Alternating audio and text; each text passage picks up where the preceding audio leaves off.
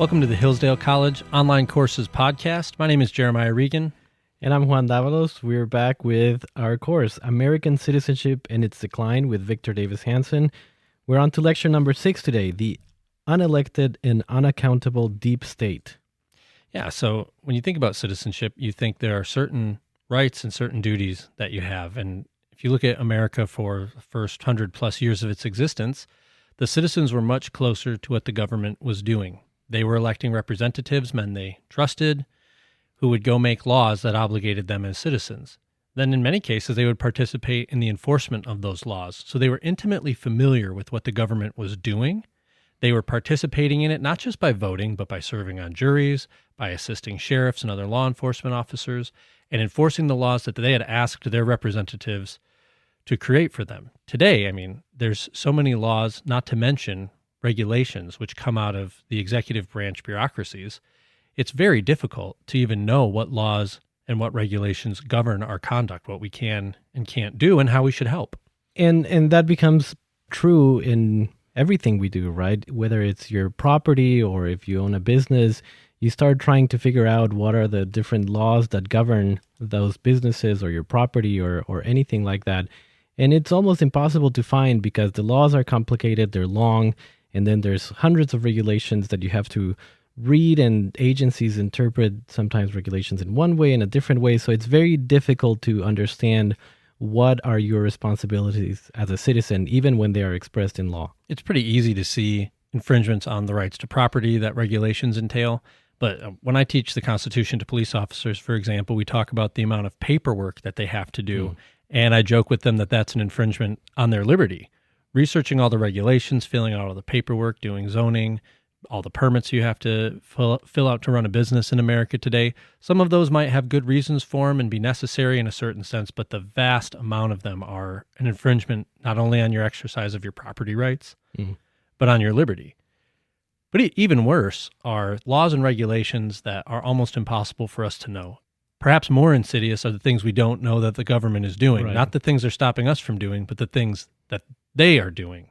And you mentioned not just rights in the beginning, but also duties. And we always, especially now, we tend to focus so much on what our rights are. And we don't really think about too much about what our duties are. Maybe we think of voting as a duty, but you mentioned others like participating in law enforcement in your town or things like that. That's not something that we typically immediately think about because we've sort of lost that idea of... It's something for someone else to do. Right. And we've, the name of the course is American Citizenship and Its Decline. And when you start forgetting the duties that you have as a citizen, then citizenship starts declining. And even voting, you're voting for a legislator, and that legislator is enabling agencies that are not accountable by vote, that aren't known to the citizens. If you don't like the EPA chief or if you don't like an EPA officer, how do you vote them out of office? You can't. Right. So even voting is distilled and stretched far from what its original intention was. Yeah, and what we're gonna get in this lecture specifically, when Victor Davis Hanson will talk about all the ways in which that this administrative state, this deep state that we have in our country now, it's unelected and it's unaccountable. He's gonna talk about everything that happened in the country with Russia collusion and that investigation and how it was all a lie from the beginning and nobody was held accountable for it. If you're enjoying the course, we invite you to come and visit our site at hillsdale.edu/course. That's hillsdale.edu/course. We have over 40 courses on politics, history, philosophy, literature. We have a few courses on the fine arts now. Again, that's hillsdale.edu/course. Now let's turn to Victor Davis Hanson in Lecture 6 of American Citizenship and Its Decline, the Unelected and Unaccountable Deep State.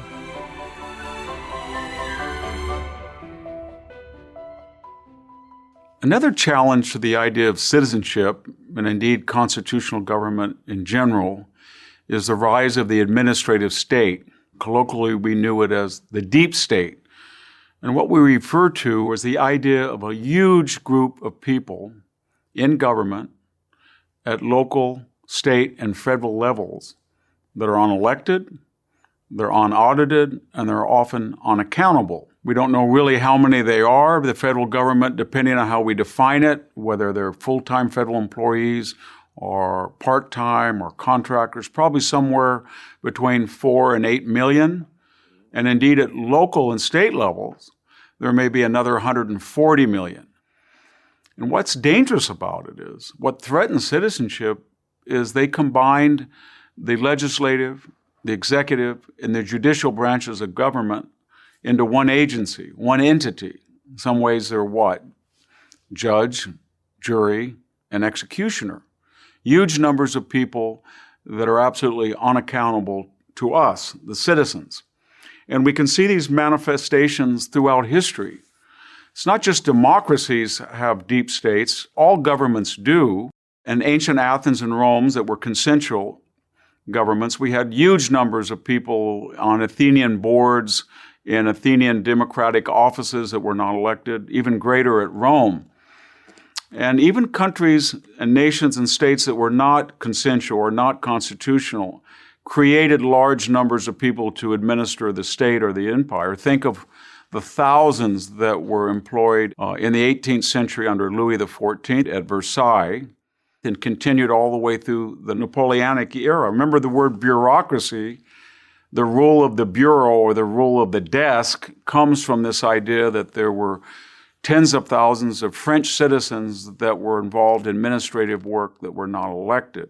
The El Escorial in 16th century Spain was the administrative center of the Spanish Empire, employed thousands of people. We all associate the Kremlin and Moscow with all sorts of czarist and then communist and today Russian bureaucrats. The Byzantine Empire in the age of Justinian, the 6th century, and then the 7th century, 8th century, all the way up to the 5th century had enormous people employed at Constantinople. In fact, the word Byzantine refers to this labyrinth of bureaucracies. But it really in America was a foreign idea for much of our history. So what changed? What surrendered power from the citizen and elected officials to a centralized government bureau or board? The first challenge was the progressive era. And remember, innate to democracy is this idea that if a person votes equally as he should to all other citizens, then perhaps that political equality should transcend just politics and apply to social life, economic life, cultural life, and therefore it would be the responsibility of the state to even things out, to redistribute income, entitlements, to make everything more just and fair. What I just talked about requires, though, a lot of labor, capital, and time, and it ultimately means the citizen is going to surrender some of his autonomy to a bureaucracy for what the bureaucracy thinks is best and not always what the citizen has voted for or intended.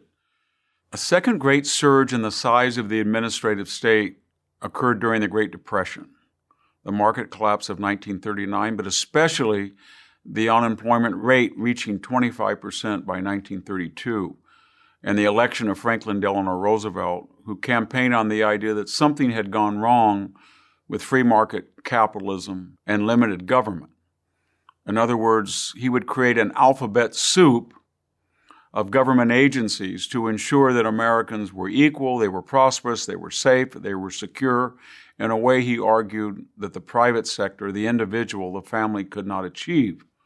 And the federal government grew enormously in the 1930s and 1940s. But even more spectacularly, in 1941 to 1945, the United States fought its first World War. World War I was more or less confined to the European continent. World War II was a two-front global war, and it required enormous investment in ships, in planes, in weaponry, in financing, in logistics, and the appropriation of private property for factories, the control over the private sector to be monitored by bureaucrats, all under the necessities of war. A third great growth occurred during the 1960s in the Cultural Revolution, the idea that somehow the United States had failed women, it had failed minorities, it had failed the disabled, and it was the task of government to provide equality and reparations, so to speak, by creating further agencies that would attend to the needs of people who felt that they were not cared for by their own family or their community or their church or the private sector in general.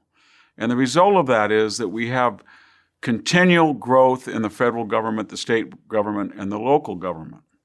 And the problem is, as this gets greater and greater, we have less and less accountability.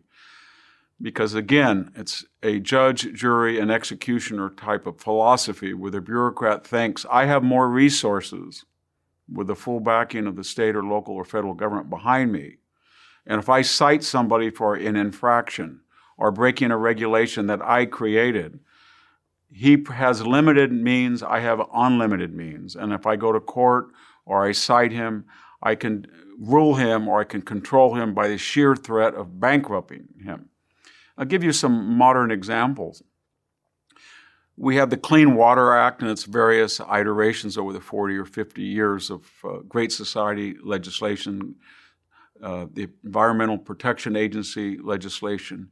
And one element was the Inland Waterways Act, the idea that the government should go in and make sure that waterways that transected private property were the concern of the government to make sure they weren't polluted. It sounded great.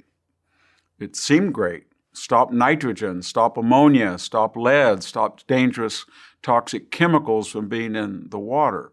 But the more and more the government took over that job, that responsibility, the more it intruded into the private life of people who had water on their land. I'll give you an example of what I mean. So if you have a farm in California or Indiana and Iowa and you have a low spot, and after a rain, for example, it fills up with a temporary pond, and then it will evaporate away as good weather returns, maybe, just maybe, some nitrogen for a time will be collected in that pond. Now, by no stretch of the imagination is that an inland waterway, or is it a concern for commerce or trade or transportation, and therefore the interests of the federal government. But the federal government has declared these temporary ponds on low spots of farmers, inland waterways, and they can come onto your property, test your water, and then cite you accordingly. And if you resist, then you have to resist them in court. They have more means than you do, and so most farmers either negotiate or they pay the fine, and the fine is adjudicated again by a federal bureaucrat, sometimes adhering to statutes, sometimes not. Another good example of the growth of the deep state is most egregiously the IRS. Think of Lois Lerner during the Obama administration, IRS High Commissioner. She took it upon herself in the election cycle of 2012 to suggest that nonprofit organizations that might have political elements within them should not receive nonprofit status. And that would mean they would eventually be shut down. And then she decided there were particular vocabulary associated with these applications for nonprofit status that were telltale signs: liberty, freedom, individualism. And she began to monitor these applications and kept serially, and I say she and her bureaus, denying them until finally she was exposed. But after the controversy waned, she retired. The fact of the matter was that in that crucial election, a lot of nonprofits that were not overtly political, but would champion ideas that might be antithetical to the Obama administration, were put out of business, so to speak, or never even entered the business of nonprofit advocacy for traditional constitutional values. But most egregiously now, in the last 5 years, we've seen a new abuse of the deep administrative state. And I think it's the most dangerous in our history. I guess we would call it not just the military-industrial complex that President Eisenhower warned about in his farewell address, but the military-industrial intelligence media complex. And these are people between the New York and Washington corridor, involved in our intelligence agencies, involved in the military, involved in the corporate world that serves both, and in the media that is supposed to be the watchdog of abuses, who collide and collude and exercise an amount of power over the individual citizen that we've never even imagined. Think for a second of the infamous Mueller investigation that supposedly was going to investigate Russian collusion.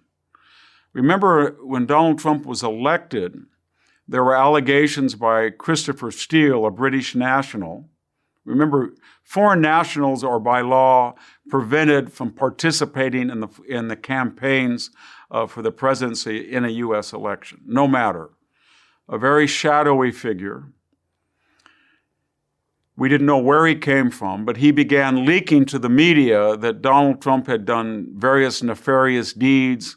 He was in cahoots with Russians. He had helped to throw the 2016 election, and he had to be stopped. That dossier then, we were told, was independently funded by some organization. Upon further scrutiny, it turned out that Hillary Clinton paid for it, hid that payment by the Perkins Coie law firm that was representing the Democratic National Committee, which was further hid by a private company called Fusion GPS, which then paid Christopher Steele. He planted and seeded that dossier throughout the DOJ. They leaked the information before the 2016 election to no avail. They were not able to stop the election of Donald Trump. But in the subsequent months of the transition and the early months of the Trump presidency, there was a great distraction because we were told nightly on cable news and through leaks with these agencies of unelected bureaucrats that the Trump administration was in the hands of Vladimir Putin, and it had colluded and it was unpatriotic, if not treasonous. And so we decided to create a special investigatory committee. We didn't elect this, we just appointed it because of the outcry of Russian collusion spawned by both the director of the FBI, James Comey, who we did not know had been authorizing the FBI to pay Mr. Steele. But in any case, we allotted about $35 to $40 million to Robert Mueller, who wasn't elected to anything. We gave him enormous latitude in his investigatory agendas. He assembled something called the Dream Team. This was an array of liberal, very skilled and proficient and famous lawyers. And he pointed them in the direction of the Trump administration and said, go after and find the guilty parties. I say guilty parties because there was not a presumption of innocence, but guilt.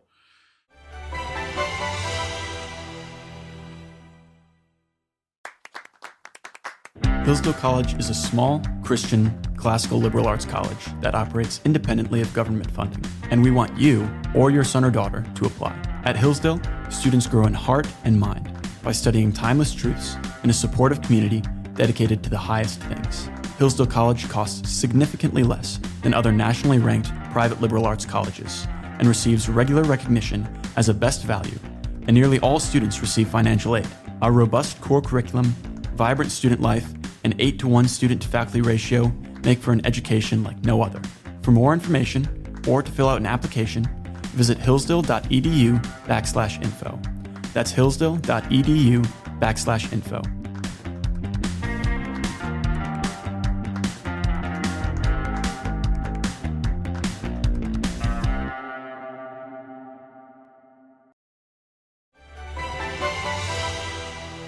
Well, $40 million, and 22 months later, we found out there was no Russian collusion. There was no actionable felonious behavior by the president. We had distracted 22 months of an administration with rumors that bombshells were going off, the walls were closing in, and there was nothing to it.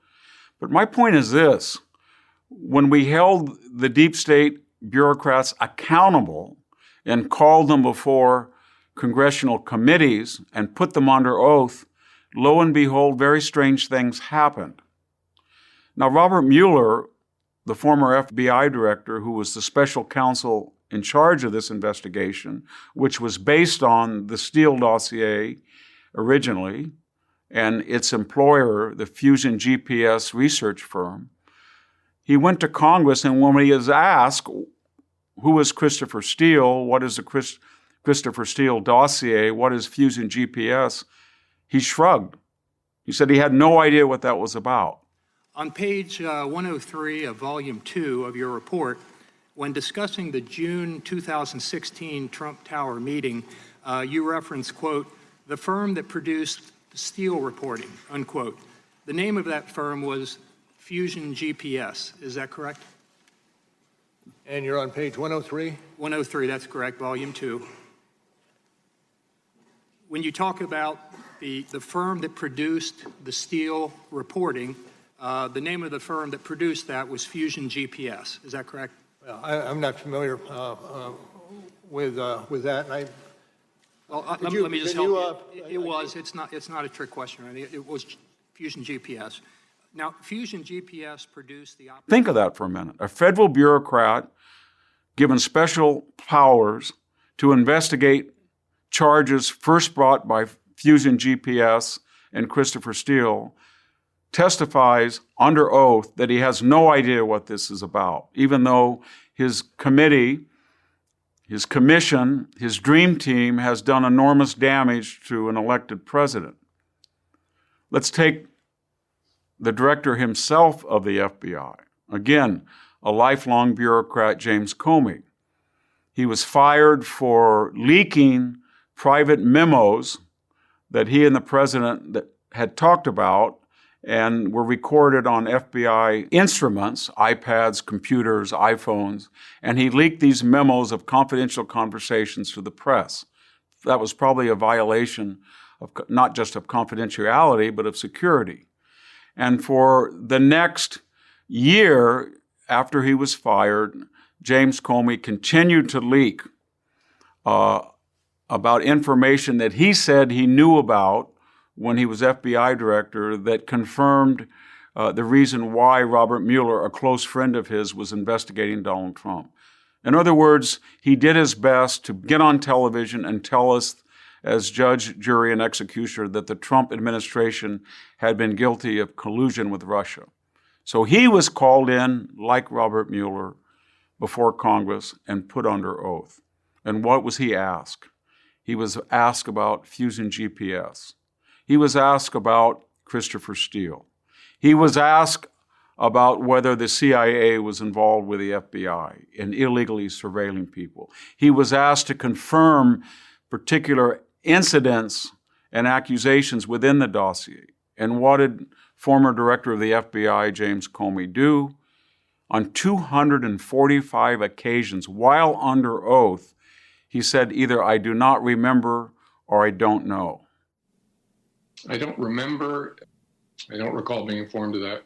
I don't know what that refers to. As I said earlier, that does not ring any bells with me when I read that. I don't remember it. I don't remember receiving anything. In October. I do not. You don't know. I don't. You signed the application. I don't know. I could speculate, but I don't know. I haven't spoken to the I don't want you to speculate. We'll try to figure this all out ourselves. Try that if the IRS audits you sometimes and asks you questions about your own data and records. You say, I don't know, while under oath. I think you'd probably be indicted. His replacement, Andrew McCabe, the acting director of the FBI, the inspector general of the Department of Justice, finally found out that Mr. McCabe, on 3 or 4 occasions, deliberately lied to mislead investigators who were investigating FBI leaks of classified or sensitive material to the press to massage stories to protect their own reputation.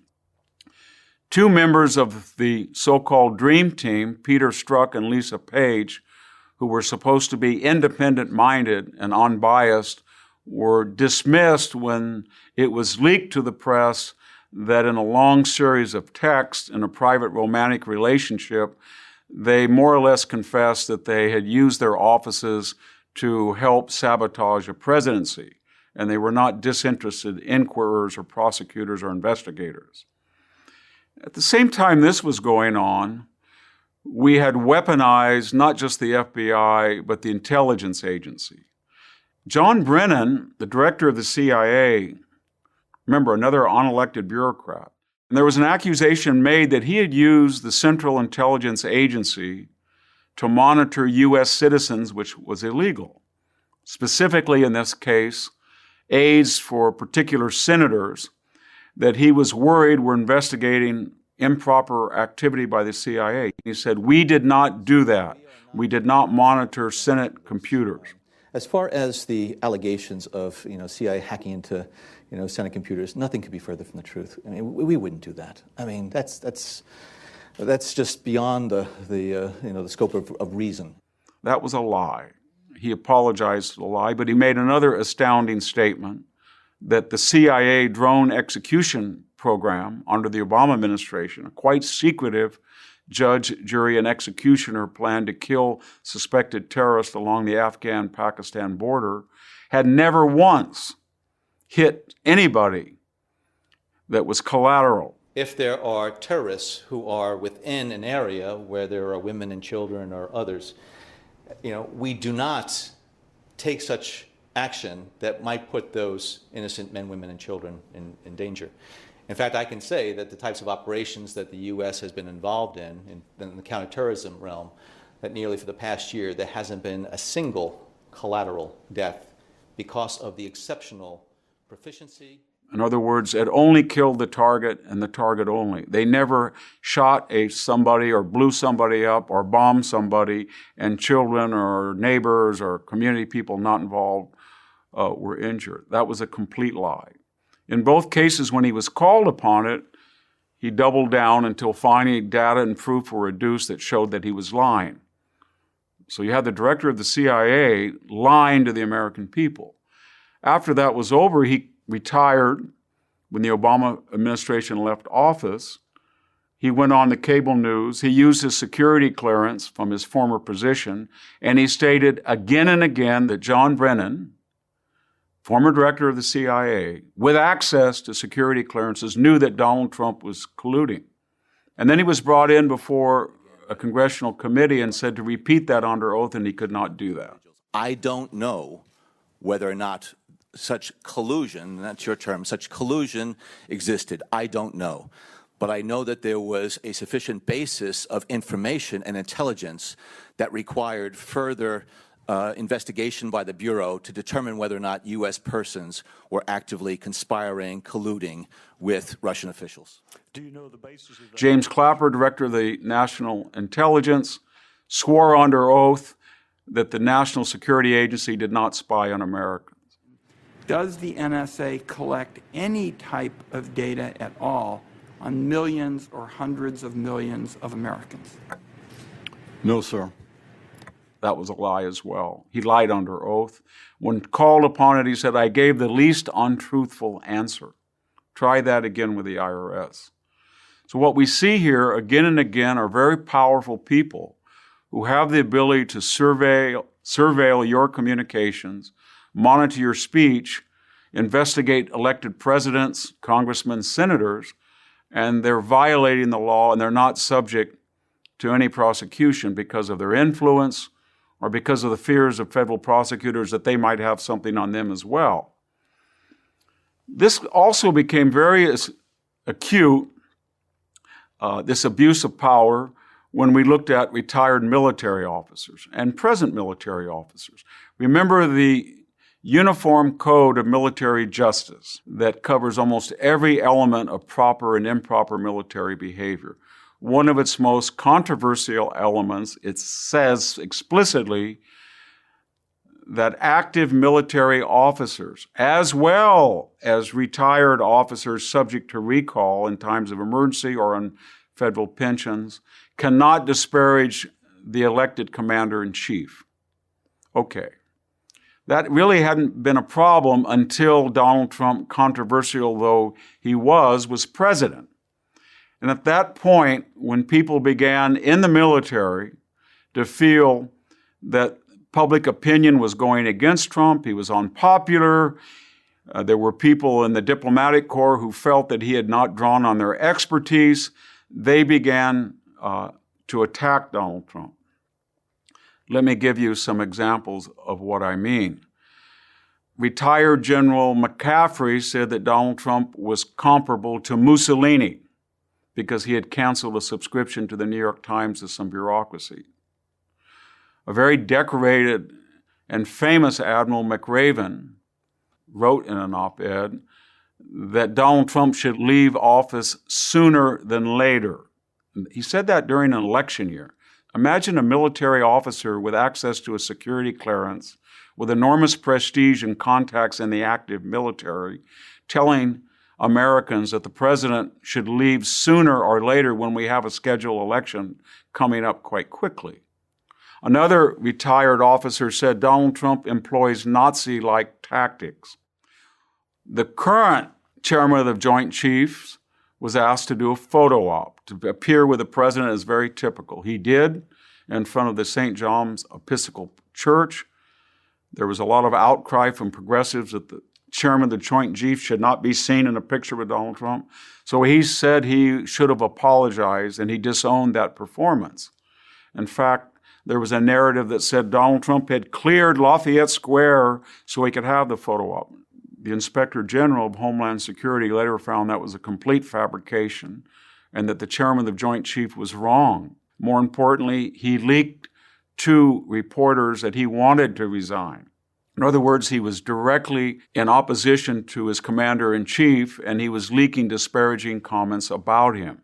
What do you do in this situation when you have unelected people in the military and in the retired military, and they are using their stature and their inside contacts and their reputations to damage the only person among them who's been elected by the people, the President of the United States? Let me just finish this suggestion by reminding us that this is not hysteria. One of the most esteemed military analysts and a former high-ranking Pentagon official in the Obama administration, just a few days after Donald Trump in January 2017 was inaugurated, wrote a very influential article in a major foreign policy journal in which he said, even though we knew nothing about Donald Trump because he'd only been in office a little more than a week, we have to remove this president. Remember, he's an elected president. And indeed, later, the acting director of the DOJ, Rod Rosenstein, and the acting director of the FBI, Andrew McCabe, confessed that they considered wearing a wire to entrap the President of the United States in incriminating conversations that then they would take to the cabinet in an effort to evoke the 25th Amendment by getting a majority cabinet vote declaring that he was unstable. Rosa Brooks also said, if you do not succeed with the 25th Amendment, we can impeach the president. We'll talk about impeachment later when we talk about the evolutionary efforts to amend or discard or ignore the Constitution. But she also offered a third scenario in which you could remove an elected president. Again, we're talking less than 2 weeks after he was elected. She said we could always have a military coup. And by that she meant, what if the president gives an order that's amoral or illegal? In the opinion of General Miley or the former chairman of the Joint Chiefs, then they would have the right not only to disobey that order, but to remove him from office. That appears nowhere in the Constitution. Nowhere in the Constitution. In other words, we have people very progressive, very liberal-minded, very humanitarian, telling us, the citizen, that because of our superior morality, our greater enlightened knowledge than you, the dense and blinkered citizen, we take it upon ourselves to go beyond the Constitution for your benefit. And we have the right, indeed, the necessity and the obligation to remove an elected president. And so one of the great existential threats to citizenship is, in our efforts to improve the lot of mankind, to improve the lot of Americans, to make us more prosperous, secure, and free, we have surrendered our liberty to people in charge of that task that are not elected, they're not accountable, they're not audited, but they have enormous powers to destroy our rights and liberties as set forth under the Constitution. Thank you for listening to this episode of the Hillsdale Online Courses Podcast. If you want to continue learning about the virtue of citizenship or other topics, please visit hillsdale.edu/course. There you will find over 40 free online courses, including Constitution 101, The Real American Founding, American Citizenship and Its Decline, and many more. The courses include additional readings, study guides, fully produced videos, and you can chat with your fellow students on a dedicated forum. Upon completing a course, you will also get a certificate. All our courses are free because we believe that a virtuous citizen is the best defense for liberty. So pursue the education necessary for freedom and happiness at hillsdale.edu/course today. That's hillsdale.edu/course. Thanks for listening.